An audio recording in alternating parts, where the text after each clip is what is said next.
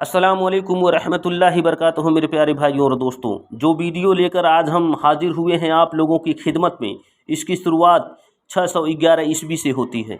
उस वक्त पूरा हिजाज और सारे अरब में बुतों और सितारों की पूजा की जाती थी।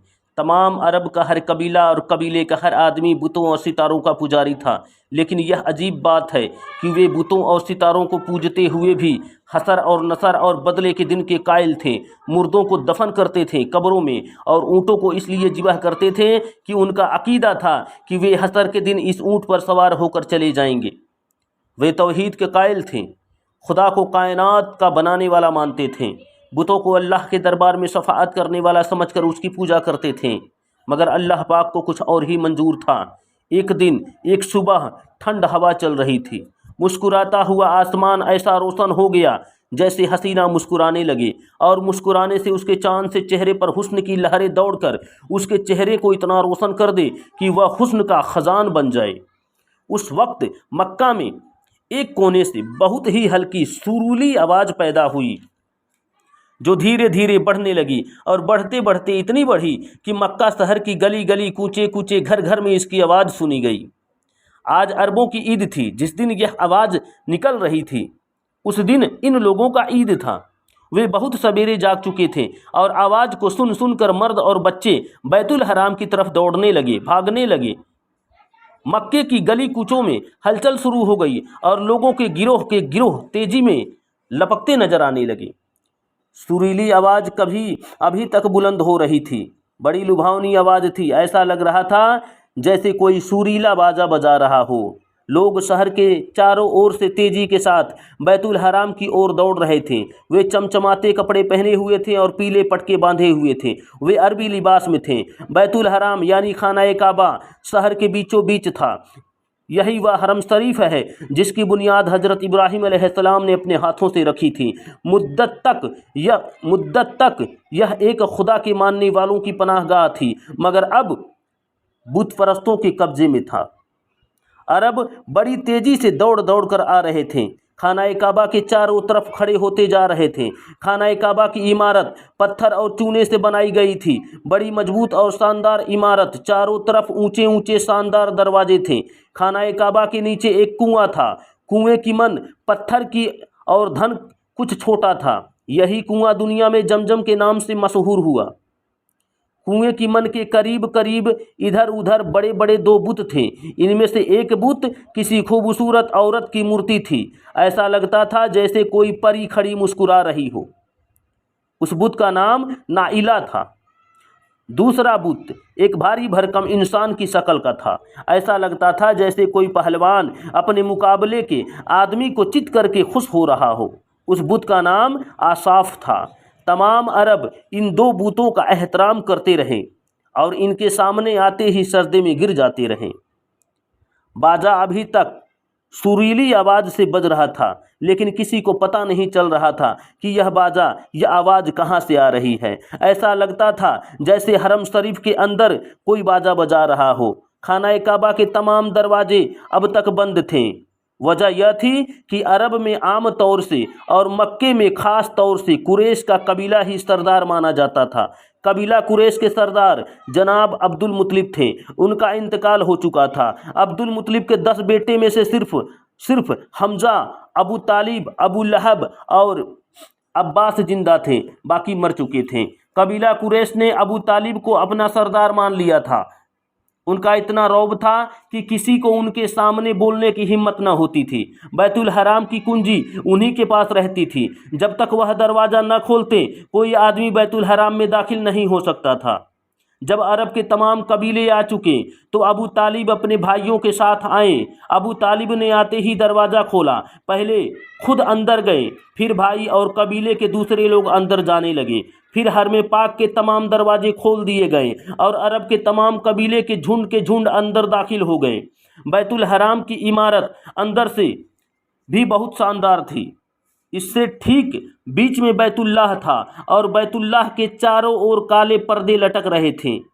ऊपर छत पर एक बहुत बड़ा बुत रखा हुआ था जो बहुत डरावनी शक्ल में था। काले पत्थर का बना हुआ था। इसका नाम हुबल था।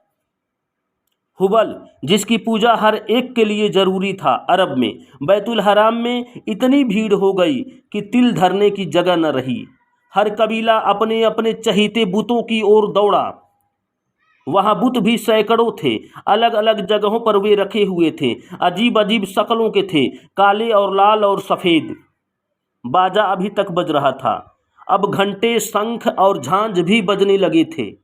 हर बुत पत्थर के चबूतर पर गड़ा था और हर बुत के सामने उसका पुजारी बैठा था। तमाम बुतों के सामने बहुत से लोग सजदे में पड़े हुए थे।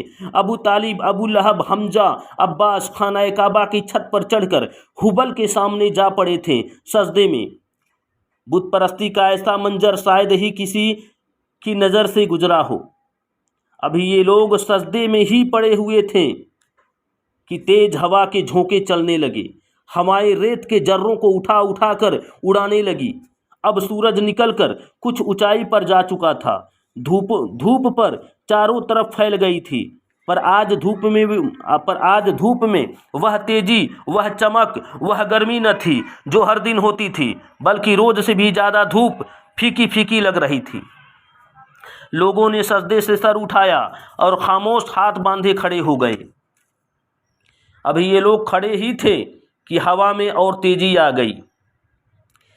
सभी ने घबराकर आसमान की तरफ देखा। आसमान लाल अंगारा हो रहा था, जैसे आसमान आग उगलने वाली हो और आग के शोलों ने उसे लाल बना दिया हो। लोग हैरत और डर के मारे आसमान को देखने लगे। देखते ही आसमान का रंग लाल स्याही में बदलने लगा, बिल्कुल उस तरह जिस तरह आग के बाद धुएं के गोल माहौल को अंधेरा बना देता है। इस मंजर को देखकर अरब वालों की हवास जाती रही। वे एक बार फिर अपने बुतों के सामने सजदे में गिर गए। सभी घबराए हुए थे, डरे और सहमे हुए थे। पुजारियों ने थोड़ी बुलंद आवाज से कहा, अय अरबियों, रो, गिड़गिड़ाओ, बुतों के पुजारियों, खूब रो, बुतों से इस बला को दूर करने के लिए दुआ मांगो। रोने की एक आम आवाज़ बुलंद हो गई। लोग चीखने और चिल्लाने लगे, रो रो कर बुतों से इस बला से बचे रहने की इल्तिजा करने लगे। हवा इतनी तेज हो गई थी कि खड़े हुए गिर जाते थे। सूरज जैसे छिप गया था। दिन रात में बदल चुका था। कोई चीज नजर नहीं आती थी। हवा के तेज झोंके रेत के ढेर ला ला कर उलट देते थे लोगों के ऊपर। अबू तालिब और उनके भाई जो खानाए काबा की छत पर थे, चबूतरे के नीचे पड़े हुए थे। अबू लहब न जाने कैसे उनसे अलग हो गया। हवा ने उसे उठाया और छत से नीचे गिरा दिया। उसने खौफनाक चीख मारी, पर उसकी आवाज़ चीखों की आवाज़ में गुम होकर रह गया। मक्के पर कहरे इलाही नाजिल हो रहा था। बच्चे और बूढ़े सब के सब चीख और चिल्ला रहे थे, रो रो कर अपने माबूदों से इल्तिजाए कर रहे थे, पर उनके माबूद तो पत्थर के थे, वे कुछ सुनते न थे। लोगों की घबराहट बढ़ रही थी, उनके दिल कांप रहे थे, यहाँ तक कि वे चीख चीख कर रोने लगे। इसके बाद खुदा को उनकी आवाज़ पर, उनके रोने धोने पर रहम आ गया। तेज हवा के झोंके कम होने लगे, अंधेरा छटने लगा, उजाला बढ़ने लगा। थोड़ी ही देर में हवा थम गई, गर्द और धूल छट गई, सूरज चमकने लगा, अरबों की जान में जान आ गई। वे उठ खड़े हुए। अभी ये लोग खड़े हुए थे कि पश्चिमी दिशा ओर से एक अजीब किस्म की रोशनी और चमक देखी। लोगों को हैरानी हुई इस चमक को देखकर। इससे पहले उन्होंने ऐसी रोशनी, ऐसी चमक नहीं देखी थी। अभी वे हैरान ही हो रहे थे कि एक बूढ़े ने बुलंद बुलंद आवाज से कहा कि ऐ शरीफ अरबों, ऐ अरब वालों, ऐ कबीला वालों, तुमने इस रोशनी और चमक को देखा? आओ मैं बताऊं तुम्हें इसकी हकीकत क्या है। सब लोग उस तरफ दौड़ पड़े। वो बूढ़ा एक ऊंचे चबूतरे पर बैठकर कहने लगा, सब खामोश हो जाओ, ऐसे खामोश कि मेरी कमजोर आवाज़ तुम में से हर आदमी सुन सके। खामोशी के साथ खड़े सब उसको तकने लगे। इस बीच अबू तालिब और उनके भाई भी खाना काबा की छत से उतरकर उस बूढ़े के करीब आकर खड़े हो गए। उस वक्त बैतुल हराम मरघट जैसी खामोशी छा गई। सारे आदमी चुपचाप उस बूढ़े को देखने लगे। अबू लहब जो खाना काबा की छत से नीचे लुढ़क रहा था, उसके पांव पर चोट आई थी। वह भी लंगड़ाता हुआ चलकर अबू तालिब के पास आ खड़ा हुआ और बूढ़े को बड़े गौर भरी निगाहों से देखने लगा और सुनने की कोशिश करने लगा।